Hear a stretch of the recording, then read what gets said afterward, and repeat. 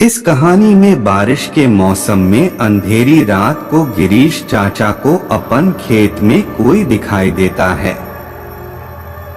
वो कौन था? ये जानने के लिए आपको पूरी वीडियो को देखने होगी।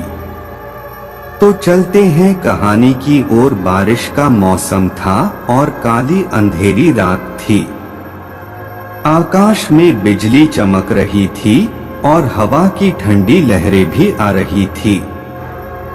गिरीश चाचा अपने खेत में आराम से खाट के ऊपर सोए हुए थे। गिरीश चाचा का खेत उनके गांव में जो तालाब था उसके पास में ही था। बारिश की वजह से पूरा तालाब पानी से भरा हुआ था और खेत में जो घास थी वो भी बढ़ गई थी। खेत में चाचा ने भैंसों को भी बांध रखा था। उस खेत में आम के 10 से 15 बड़े बड़े पेड़ थे। इतने अंधेरे में वो आम के पेड़ की डालियां हवा की लहर से लहराती तब वहां का दृश्य बहुत ज्यादा डरावना लगता था। अचानक भैंसों ने चिल्लाना शुरू कर दिया।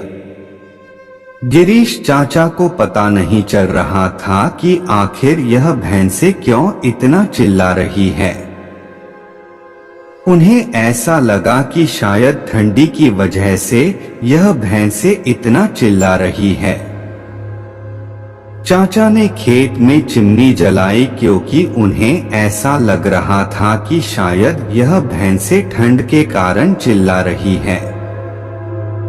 चाचा ने जैसे ही चिमनी जलाई कि उस चिमनी के उजाले में उन्होंने देखा कि उनके खाट पर कोई बैठा है। लेकिन चाचा को पता नहीं चला कि वो कौन था। चाचा थोड़ा आगे अपनी खाट की ओर जाते हैं और देखने की कोशिश करते हैं कि वो कौन है। थोड़ा आगे जाकर देखने से चाचा को इतना पता चलता है कि वो कोई स्त्री है। लेकिन अभी भी गिरीश चाचा को वो नहीं पता चलता है कि आखिर ये स्त्री है कौन। इतने अंधेरे में चाचा को डर लग रहा था। डर की वजह से उनका शरीर भी कांपने लगा था। ऊपर से आकाश में बिजली भी हो रही थी और उस समय जो वातावरण था वो बहुत डरावना था।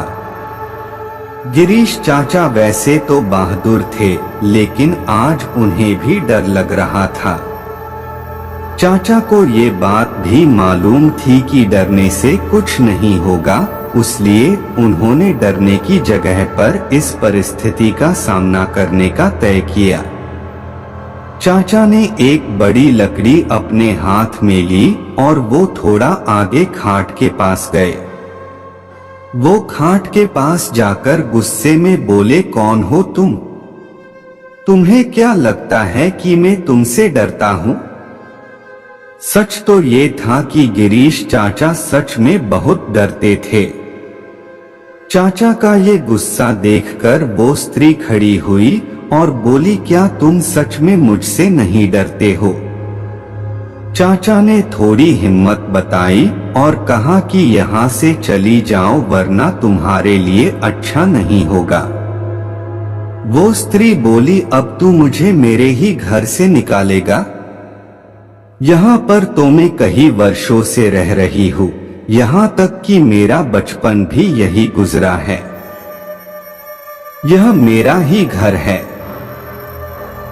ये सुनते ही चाचा का डर और गुस्सा दोनों ही शांत हो जाता है।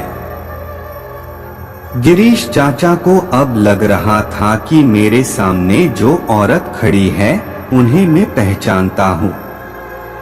फिर भी चाचा सोच रहे थे कि आखिर ये है कौन। चाचा ये भी सोच रहे थे कि अगर मैं इसको जानता हूँ तो ये इस वक्त इतने भयानक रूप में क्यों है। अचानक चाचा को याद आ जाता है कि ये तो जया है। जया मेरी बड़ी बहन। बचपन में मैं और जया साथ में ही खेलते थे और साथ ही साथ खेत का भी काम किया करते थे। अब गिरीश चाचा को पूरी बात समझ में आ गई। यह जया के बचपन की बात है।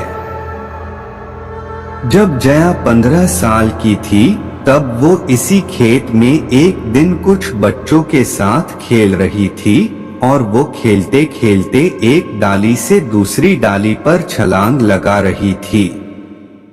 जया जिस डाली पर बैठी थी वो डाली अचानक टूट गई और जया मुंह के बल नीचे गिर गई।